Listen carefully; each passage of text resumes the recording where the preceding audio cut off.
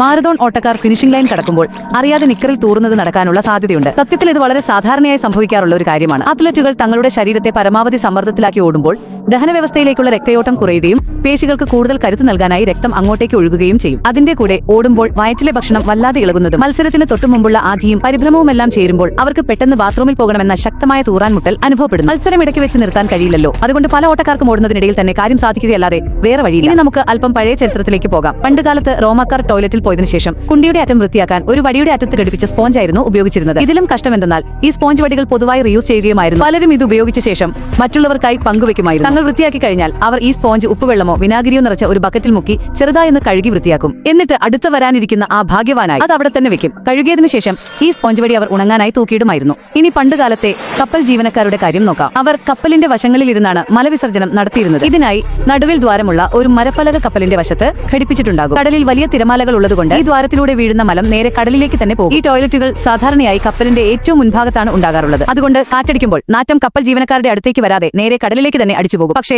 തൂറിക്കൊണ്ടിരിക്കുമ്പോൾ പിടിക്കാൻ അവിടെ ഒന്നും തന്നെ ഉണ്ടായിരുന്നില്ല. അതുകൊണ്ട് കടൽ വലിയൊരു തിരമാല അടിക്കുമ്പോൾ വന്നാൽ നിങ്ങൾ കപ്പലിൽ നിന്ന് നേരെ തൂറിക്കൊണ്ട് കടലിലേക്ക് തെറിച്ചു വീഴാൻ സാധ്യത കൂടുതലാണ്.